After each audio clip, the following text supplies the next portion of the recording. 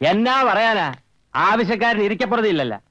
കാലത്തെ മുതൽ കാത്തിരിക്കുന്ന ഇതാ basement, 9,000 square feet, AC hall, 9 AC room, AC dining hall.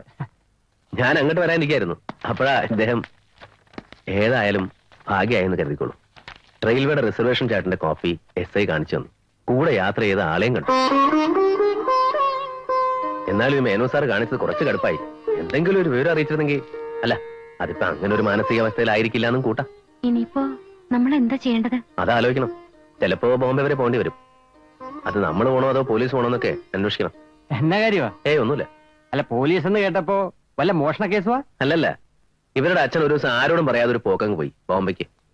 അത്രേ ഉള്ളൂ? വല്ല തീർത്ഥാടനവും പോയതായിരിക്കുന്നേ. എന്നാലും വീട്ടിൽ പറഞ്ഞിട്ട് പോകാലോ.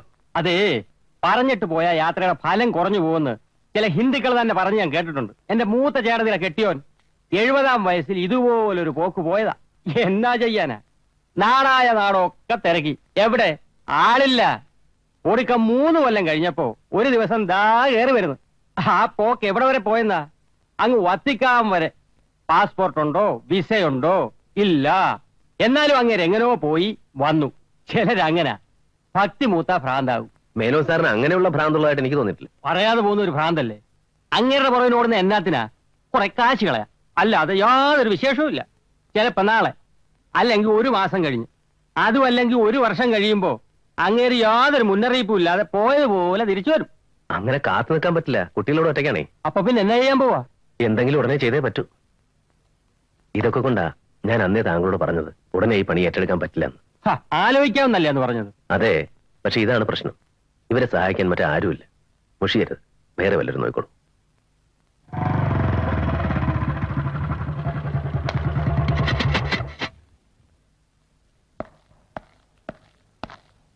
എന്താ ആരെയും കാണുന്നില്ലല്ലോ? എല്ലാവരും പോയി. പോയോ? പുതിയ എഞ്ചിനീയർ വന്നിരുന്നു. നമ്മുടെ മിക്സ് ചെയ്ത കോൺക്രീറ്റിന്റെ സാമ്പിൾ എടുത്തോണ്ട് പോയി. അതിന്റെ റിപ്പോർട്ട് വരുന്നവരെ പണി നിർത്തിവെക്കാൻ പറഞ്ഞിരിക്കുക. 8-10 വർഷമായി ഞാൻ ഡിപ്പാർട്ട്മെന്റ് വർക്ക് ചെയ്യാൻ തുടങ്ങിയിട്ട് ഇതുവരെ എന്റെ വർക്കിനെ പറ്റി ഒരു റിമാർക്ക് ഉണ്ടായിട്ടില്ല. ഇത്രയും വേണ്ടായിരുന്നു സാർ. ഞാനിപ്പോ മുള്ളുമല നിൽക്കുന്നത്. സാറിനറിയോ, ഇല്ലാത്ത പലിശയ്ക്ക് കണമായിട്ട് ഓരോ ദിവസവും തള്ളി നീക്കുന്നത്. I am helpless. എന്റെ സുപ്പീരിയർ വിളിച്ചു പറഞ്ഞാൽ എനിക്ക് ചെയ്യാതിരിക്കാൻ പറ്റുമോ? ഏത് സുപ്പീരിയർ? സൂപ്രണ്ടിങ് എഞ്ചിനീയറോ? ഞാൻ ആ മനുഷ്യനോട് ഒരു അപരാധം ചെയ്തിട്ടില്ല. കാണേണ്ട രീതിയിലൊക്കെ കണ്ടിട്ടുണ്ട്. അദ്ദേഹത്തിന്റെ മുകളിലുള്ള കരുതിക്കുന്നതാവും. ഏതായാലും റിസൾട്ട് വരുന്നവരെ എനിക്കൊന്നും ചെയ്യാനാവില്ല. സാമ്പിൾ എടുത്തത് ടെസ്റ്റ് ചെയ്തിട്ട് കുഴപ്പമില്ലെന്ന് തെളിഞ്ഞ പിന്നെ പ്രശ്നമൊന്നും ഉണ്ടാവില്ലല്ലോ. അതൊക്കെ വെറും ഓരോ കാരണങ്ങൾ മാത്രല്ലേ. അധികാരത്തിലിരിക്കുന്നവർക്ക് നമ്മളെ പോലുള്ള പാവങ്ങളെ വെള്ളം കുടിപ്പിക്കാൻ എത്രയോ മാർഗങ്ങളുണ്ട്. ഇനിയിപ്പോ എന്താ ചെയ്യാ? എന്തെങ്കിലും ചെയ്യണം. ബാങ്ക് ലോണൊക്കെ ഒരുപാടുള്ളതല്ലേ. സൂപ്രണ്ടിങ് എഞ്ചിനീയറെ കണ്ടിട്ട് ശരിയായില്ലെങ്കിൽ തിരുവനന്തപുരത്ത് പോയി ഓരോരുത്തരുടെയും തിണ്ണനിറങ്ങണം. പാട് തന്നെ. ഇതിനു മുമ്പ് ഇങ്ങനെ വല്ലതും ഉണ്ടായിട്ടുണ്ടോ? ജീവിതത്തിൽ ആദ്യമായിട്ടാ. ഇവിടെ താമസിച്ചിട്ട് ഞങ്ങളുടെ കഷ്ടകാലം അങ്ങോട്ട് പകർന്നതാവും. ചേച്ചേ, എന്തിനാ അങ്ങനെയൊക്കെ വിചാരിക്കുന്നേ? അല്ല, ശാപം കിട്ടിയ ജന്മോ ഞങ്ങളുടേത്. ചെറുപ്പത്തിൽ തന്നെ അമ്മ പോയി. കണ്ണടച്ച് തുറക്കുന്ന വേഗത്തിൽ മുത്തശ്ശൻ പോയി. അച്ഛനും എവിടെയാണെന്നറിയില്ല. അടുപ്പമുള്ളവർക്കെല്ലാം വേദനിക്കാനേ നേരുള്ളൂ. ആവശ്യമില്ലാത്ത കാര്യങ്ങളൊക്കെ എന്തിനാ ചിന്തിക്കുന്നത്? ഇനി ഞങ്ങൾ കോൺട്രാക്ടർമാരൊക്കെ നേരിടുന്ന പ്രശ്നങ്ങളാ. ആദ്യം ആയതുകൊണ്ട് എനിക്കൊരു അല്പം ഷോക്കായി പോയെന്ന് മാത്രം. അതൊക്കെ ഞാനിപ്പോ ശരിയാക്കൂലേ? നല്ല ധൈര്യമുള്ള ആളാണെന്നാ ഞാൻ വിചാരിച്ചേ. കംപ്ലീറ്റ് കളഞ്ഞു. ചെല്ലട്ടെ. കഴിക്കാൻ എന്തെങ്കിലും എടുക്കട്ടെ? അയ്യോ, ബാലും ഒക്കെ റെഡിയാക്കി വെച്ചിട്ടുണ്ടാവും. കഴിച്ചില്ലെങ്കിൽ പിന്നെ ഭയങ്കര ദേഷ്യ. പിന്നെ ഒരാള് വീട്ടിൽ വന്നിട്ട് പോകുമ്പോ ഇങ്ങനെ മുഖം വീർപ്പിച്ച് നിൽക്കാൻ പാടില്ല. അപ്പൊ ഗുഡ് നൈറ്റ്.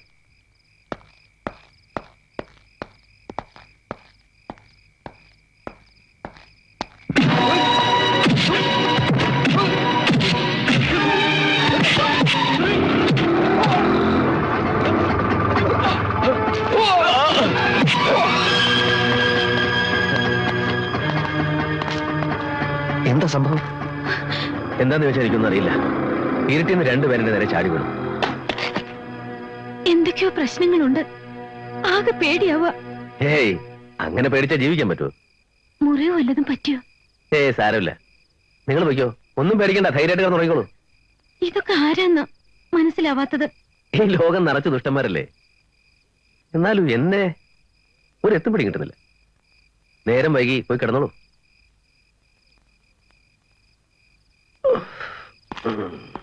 ശേഖരമേനോന്റെ തിരോധാനത്തെ പറ്റിയിട്ടുള്ള അന്വേഷണം കറക്റ്റ് റൂട്ടിലാണ് നീങ്ങുന്നത് എന്നതിന്റെ തെളിവാണിത്. ചില കാര്യങ്ങൾ സംസാരിക്കാനുണ്ട്. രമാദേവി മർഡർ കേസിൽ ഡിവൈഎസ്പിയുടെ നിഗമനങ്ങൾ തെറ്റാണെന്ന് ഞാൻ പറഞ്ഞു. ശരിയാണെന്ന് അയാൾ വാദിച്ചു. Then go head with your idiotic bullshit investigation എന്നായി ഞാൻ. പിന്നീട് ഞാനാണ് ശരിയെന്ന് തെളിഞ്ഞെങ്കിലും മേലധികാരിയോട് മോശമായി സംസാരിച്ചതിന് ഞാൻ സസ്പെൻഡ് ചെയ്യപ്പെട്ടു. 2 വാക്കുകൾ, ഇഡിയോട്ടിക്, ബുൾഷിറ്റ്. ഞാനത് പിൻവലിക്കണം. എനിക്ക് മനസ്സില്ല. അതുപോലെ ഹരി എന്നോട് പറഞ്ഞതൊന്നും പിൻവലിക്കണ്ട. കാരണം ഹരി എന്നെ പ്രകോപിപ്പിച്ചതുകൊണ്ടാ പൂനെയിൽ നിന്ന് ഇത്രയും പെട്ടെന്ന് ടിടിയുടെ ചാർട്ടിന്റെ കോപ്പി വരുത്താൻ എനിക്ക് കഴിഞ്ഞത്. ഇതാ നോക്കൂ. Kurla express, September 13th. Train number 6636, 3 tier, seat number 21, Kuttippuram to Bombay. P Sekharamenon, എൻഷെ. എൻഷെ എന്ന് വെച്ചാൽ നോട്ട് ജോയിന്റ് എന്ന് വെച്ചാൽ ടിക്കറ്റ് ബുക്ക് ചെയ്തു എന്നുള്ളത് സത്യം. പക്ഷെ മേനോൻ അതിൽ യാത്ര ചെയ്തിട്ടില്ല എന്നുള്ളത് അതിലും വലിയ സത്യം. അപ്പൊ ഹമീദ് പറഞ്ഞത് ഒരു നുണ സത്യമാക്കാൻ പുറകിലാരോ ചരട് വലിക്കുന്നുണ്ടെന്നർത്ഥം. ഇന്നിപ്പോ ഇരുട്ടിന്ന് നിന്റെ മേലെ ചാടി വീണവരുടെ പുറകിലും മറ്റാരുമല്ല.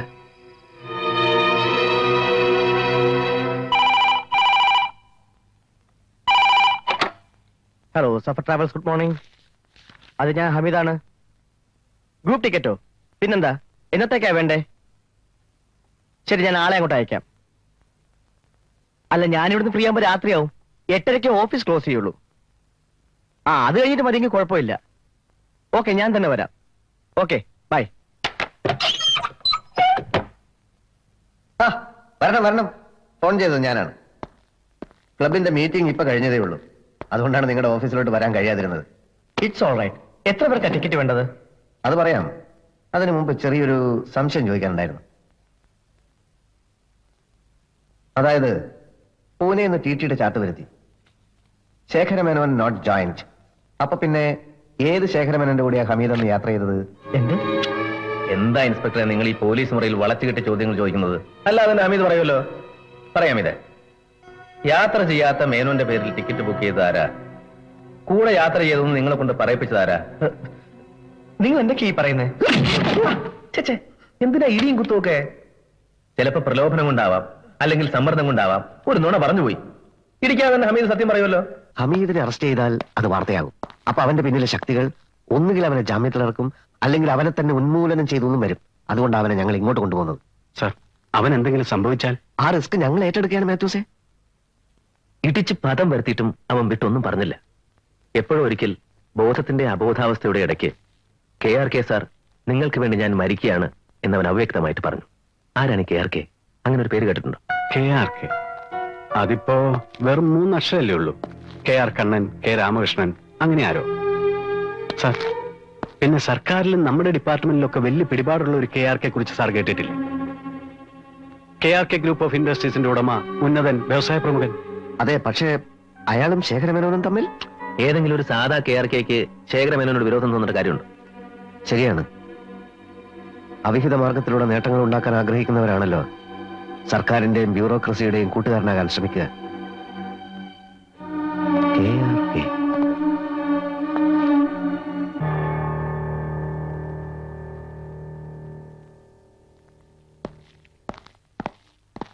Mister KRK അകത്തുണ്ടോ? ആണ്. ഞാനൊന്ന് പുറത്തു പോകാൻ തുടങ്ങിയാണ്. ഒരു 4 മണി കഴിഞ്ഞൊന്ന് വിളിക്കൂ.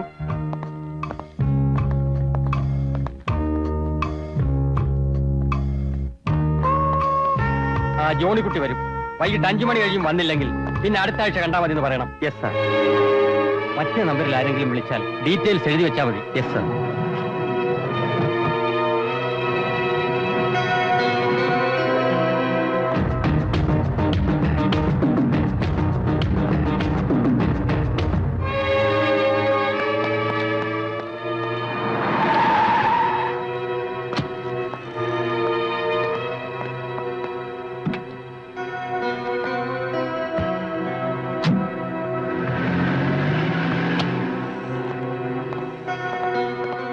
പോയതാരാ?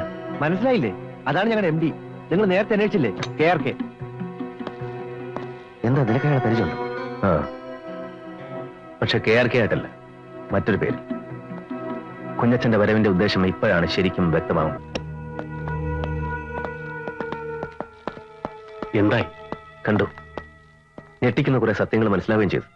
നമുക്ക് സങ്കല്പിക്കാവുന്നതിനേക്കാൾ അപ്പുറത്തുള്ള കൗശലക്കാരാണ് KRK. ഹമീദ് കൂടുതൽ എന്തെങ്കിലും? വലിയൊരു ചങ്ങലയിലെ ചെറിയൊരു കണ്ണി മാത്രമാണ് ഹമീദ്. ആ കണ്ണിയിലൂടെ ഞാനൊന്ന് പോയി നോക്കി, ശേഖരമേനോന്റെ ഇൻകം ടാക്സ് ഓഫീസ് വരെ. അവിടെ അയാളുടെ കീഴ്ജീവനക്കാരനായിരുന്ന KR കുട്ടിക്കൃഷ്ണൻ ഇന്നത്തെ KRK. അങ്ങേയറ്റം കറപ്റ്റഡ് ആയിരുന്ന KRKക്ക് ജയിൽ ശിക്ഷ വാങ്ങിച്ചു കൊടുത്ത ആളാണ് ശേഖരമേനോൻ. ആ കുടിപ്പക എങ്ങനെ, എപ്പോൾ, എവിടെ വെച്ച് എന്ന് മാത്രമേ അറിയേണ്ടുള്ളൂ. ശേഖരമേനോൻ മരിച്ചു. കൊന്നത് KRK, അല്ലെങ്കിൽ അവന്റെ ആളുകൾ.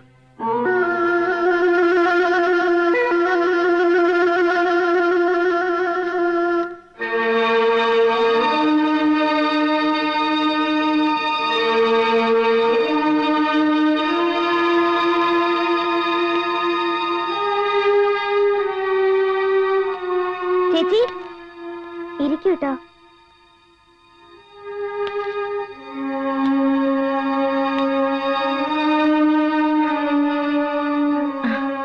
ഞാൻ കണ്ടില്ല.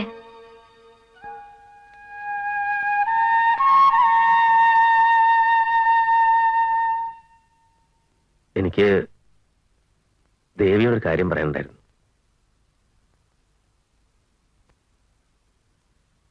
വാ.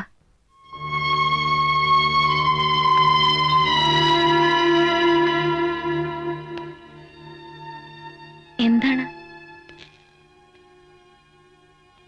ഈ ദിവസങ്ങൾക്കിടയിൽ ഞാൻ കുറേയൊക്കെ ദേവിയെ മനസ്സിലാക്കിയിട്ടുണ്ട്. പ്രായത്തെക്കാൾ കവിഞ്ഞ പക്വതയുണ്ട് ദേവിക്ക്. മാളുവിന്റെയും ഗോപികയുടെയും അമ്മയെ പോലെ ദേവി ഇപ്പം. അവർക്ക് ധൈര്യം കൊടുക്കാനും ദേവിക്ക് കഴിയൂ. അല്ലെങ്കിൽ അതിന് കഴിയണം. ആദ്യത്തെ ഞെട്ടൽ, പിന്നെണ്ടായ ആശ്വാസം, പിന്നെ വീണ്ടും ആകപ്പാടെ നോർമലായിട്ടുള്ള ഒരാൾക്ക് ഭ്രാന്ത് വന്നു പോകാവുന്ന സന്ദർഭം. പക്ഷേ തളരരുത്. അനുജത്തിമാരെ കുറിച്ച് ഓർത്തെങ്കിലും തളരാൻ പാടില്ല. എന്താണെങ്കിലും പറയൂ. അത് നമ്മള് വിചാരിച്ച പോലെ അല്ല കാര്യങ്ങൾ. അച്ഛൻ കൊല്ലപ്പെട്ടു എന്നുള്ളതാണ് സത്യം.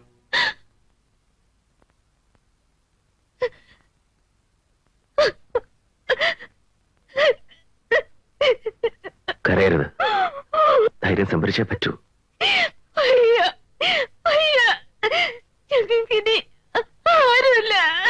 അങ്ങനെ പറയരുത്. ആരുമില്ല എന്ന് പറയാൻ ഞാൻ സമ്മതിക്കില്ല. കരയരുത്, കരയരുത്, കരയരുത്. ദേവി,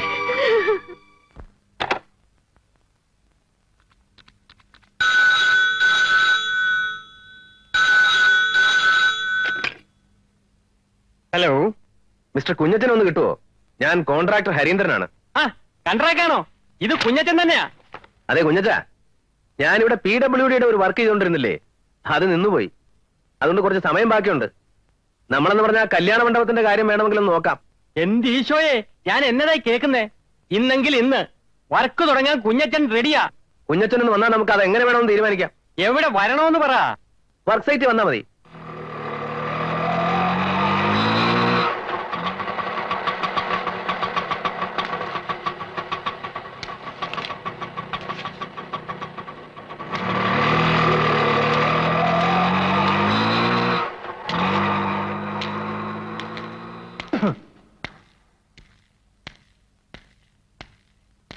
കണ്ടാക്കേ.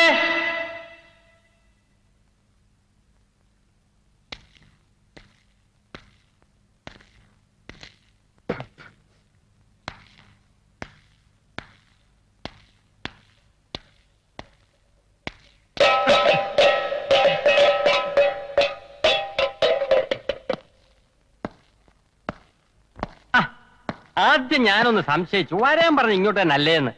ഫോണിൽ കൺട്രാക്ട് വിളിച്ചപ്പോ മനസ്സൊന്ന് കുളിർത്തേ തോമസ് കുട്ടിച്ചാനെ അപ്പൊ തന്നെ IST വിളിച്ച് പറയുകയും ചെയ്തു. ആ ഇനി കുഞ്ഞച്ചൻ എന്നാ ചെയ്യണ്ടേ? അത് കുഞ്ഞച്ച, ആ ഒരു ചെറിയ പ്രശ്നമുണ്ട്. എന്നതാ? ഇന്നലെ ഇവിടെ ഒരു മുതലാളി കയറി വന്നു. മുതലാളി എന്ന് പറഞ്ഞാൽ ഒരു വലിയ പണച്ചാക്ക്, അയക്കം പണിയുന്ന ഒരു കല്യാണ മണ്ഡപം. കുഞ്ഞച്ചൻ കൊണ്ടുവന്ന അതേ പ്ലാൻ. കുഞ്ഞച്ചൻ ഒരു പക്ഷെ കേട്ട് കാണും, ഒരു KRK food product, exports, jewelleries, plantations, അങ്ങനെ നിരവധി ബിസിനസ് സ്ഥാപനങ്ങളുടെ ഉടമ. സാക്ഷാൽ KR കുട്ടിക്കൃഷ്ണൻ. അയാൾക്കു ഇതേ മുഖം, ഇതേ സ്വരം. എടാ കുട്ടികൃഷ്ണ, താൻ എന്താ വിചാരിച്ചേ? തനിക്ക് മാത്രമേ ബുദ്ധിയും സൂത്രങ്ങളും ഉപയോഗിക്കാൻ കഴിയുള്ളൂ. വലിയൊരു പ്രോജക്ട് എടുത്തിന്റെ മുമ്പിലേക്ക് ഇട്ട് കഴിഞ്ഞാൽ മറ്റെല്ലാം വിട്ടിട്ട് ഞാൻ എന്റെ പിന്നാലെ പായി വന്നോ? കുഞ്ഞച്ചനായി വന്ന് രഹസ്യങ്ങൾ അറിയാനും ഗുണ്ടകളെ വിട്ടെന്നെ തല്ലിക്കാനും സ്വാധീനം ഉപയോഗിച്ച് എന്റെ വർക്ക് തടസ്സപ്പെടുത്താനും മാത്രമേ തനിക്ക് കഴിയൂ. ഇത് കണ്ടോ, ഇന്നത്തെ ഡേറ്റിലുള്ള ടിക്കറ്റാ. നീ ശേഖരമേനോട് ടിക്കറ്റ് എടുത്ത് മോമയ്ക്കല്ലേ? ഞാൻ കുറച്ചുകൂടെ ആവശ്യമായി. ഇത് ഡൽഹിക്കാ, അതും AC സ്ലീപ്പറിൽ. നന്നായി തണുത്ത് സുഖിച്ചങ്ങ് പോവാ. പേടിക്കണ്ട, കൂടെ രണ്ടുപേരൂടെ ഉണ്ട്. ഇത് അവർക്കുള്ള ടിക്കറ്റാ. സാക്ഷി പറയാൻ നീ ഒരാളെയല്ലേ വെച്ചുള്ളൂ, ഞാനത് രണ്ടാക്കി. എല്ലാത്തിലും ഒരു റിച്ച്നെസ് ഇരിക്കട്ടെ.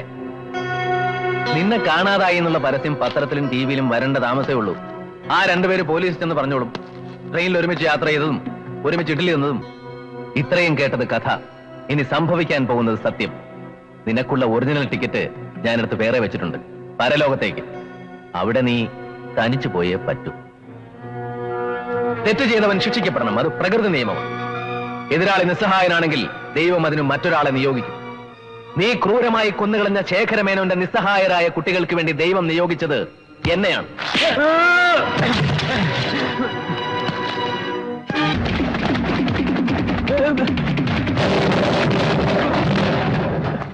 സർക്കിൾ ഇൻസ്പെക്ടർ സച്ചിദാനന്ദൻ, നിനക്കിപ്പോ കിട്ടിക്കൊണ്ടിരിക്കുന്ന ഈ ഇടിക്ക് നിയമസാധുതയില്ല. അതുകൊണ്ടാണ് ഞാൻ ഇടപെടാത്തത്. ഹരി നിന്നെ ഇടിച്ചു കൊല്ലും. അതിനു മുമ്പ് എന്താണ് സംഭവിച്ചതെന്നുള്ള സത്യം തുറന്ന് പറയടാ റാസ്കൽ. പറയടാ, എങ്ങനെ, എവിടെ വെച്ച് നീ ശേഖരം എന്നെ കൊന്നു? പറ.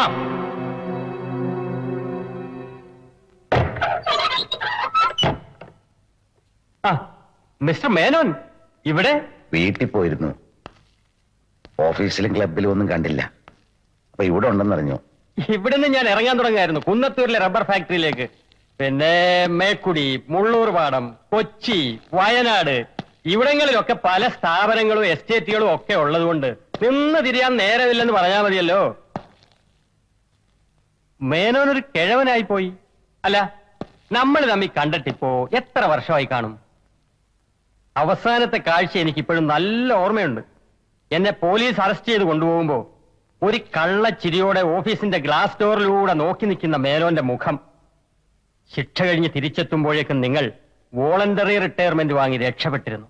കുട്ടികൃഷ്ണൻ അറിയാലോ, ഒരു ഇൻകം ടാക്സ് ഓഫീസർ എന്നുള്ള നിലയിൽ അന്ന് ഞാൻ ചെയ്തത് എന്റെ ഡ്യൂട്ടിയായിരുന്നു. പിന്നെ ഡ്യൂട്ടി ചെയ്യാതിരിക്കാൻ പറ്റുമോ? പക്ഷേ നമ്മൾ സഹപ്രവർത്തകരായിരുന്നു. മേനോൻ ആദർശവാദിയും ഞാൻ കറപ്റ്റഡും. ധാരാളം കള്ളപ്പണക്കാരെ വഴിവിട്ട് സഹായിച്ചപ്പോൾ എന്റെ കയ്യിൽ ഉണ്ടായി ഇത്തിരി ദമ്പിടി. മേനോനെ സഹിച്ചില്ല. എന്റെ ഒരേ ഒരു പെങ്ങളുടെ വിവാഹത്തിന്റെ തലേ ദിവസമാണ് നിങ്ങൾ എന്റെ വീട് റെയ്ഡ് ചെയ്യിച്ചത്. എനിക്ക് കിട്ടിയ നിർദ്ദേശം അതായിരുന്നു കുട്ടികൃഷ്ണൻ. പക്ഷേ എന്റെ പെങ്ങളുടെ വിവാഹം മുടങ്ങി. നീണ്ട 4 വർഷം ഉള്ളിൽ അപമാനത്തിന്റെ തീയുമായി ഞാൻ ജയിൽ കിടന്നു. താൻ എന്റെ മുമ്പിൽ എത്തുമെന്ന് എനിക്കറിയാമായിരുന്നു. പ്രതീക്ഷിച്ചതിലും അല്പം വൈകിയെന്ന് മാത്രം. അപേക്ഷയാണ്, ഇനിയെങ്കിലും എന്നെ എന്റെ മക്കളെ ഉപദ്രവിക്കരുത്. എന്റെ മകളുടെ കല്യാണം മുടങ്ങിപ്പോകുന്നതിന്റെ പിന്നില് കുട്ടികൃഷ്ണന്റെ പകയുണ്ടെന്ന് ആദ്യമൊന്നും ഞാൻ മനസ്സിലാക്കിയില്ല. ഇപ്പൊ മനസ്സിലാക്കിയല്ലോ. എടോ മേന്നെ, ഒരു മനുഷ്യന്റെ വളർച്ചയിൽ അവന്റെ ശത്രുവിന് വലിയ ഒരു പങ്കുണ്ട്. ശത്രുക്കളെ വേദനിപ്പിക്കുന്നതിലൂടെയാണ് ഇന്ന് എന്റെ നിലനിൽപ്പ്. ചിലർക്ക് ക്രിക്കറ്റ്, ചിലർക്ക് ഫുട്ബോൾ, മറ്റു ചിലർക്ക് സിനിമ എന്നൊക്കെ പറയുന്നത് പോലെ എനിക്കിപ്പോഴുള്ള ഹോബികളിൽ ഒന്നാ തന്നോടുള്ള പക. പ്ലീസ് കുട്ടികൃഷ്ണൻ, ഒരു രീതിയിൽ ഞാൻ നിങ്ങൾക്ക് ഇപ്പൊ എതിരാളിയല്ല. ദയവേത് ഒന്നും അറിയാത്ത എന്റെ മക്കളെ കണ്ണീര് കുടിപ്പിക്കരുത്. മക്കള് കണ്ണീര് കുടിച്ചാലേ തന്റെ നാശം പൂർണ്ണമാകൂ.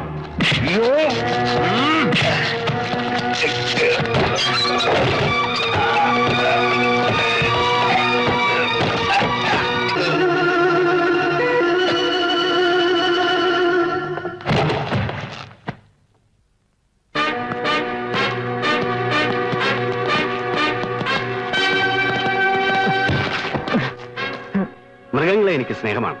അതുകൊണ്ട് നിന്നെ മൃഗമെന്ന് ഞാൻ വിളിക്കില്ല. മനുഷ്യവും മൃഗവുമല്ലാത്ത നിന്നെ പോലെയുള്ള ജന്തുക്കൾക്ക് വേറെ പേര് കണ്ടെത്തണം. നിൽക്കായി.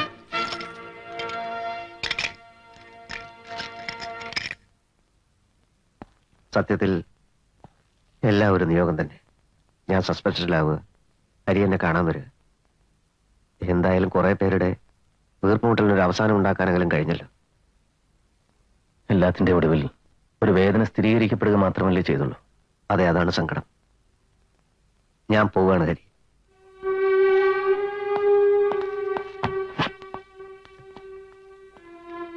മനസ്സ് കുറച്ചുകൂടെ പാകമായിരിക്കുന്നു. എന്റെ ഈഗോ മാറ്റിവെച്ച് ഡിവൈഎസ്പിയോട് ഞാൻ ക്ഷമയോദിക്കും. വീണ്ടും ജോലി പ്രവേശിക്കും. കാണാം.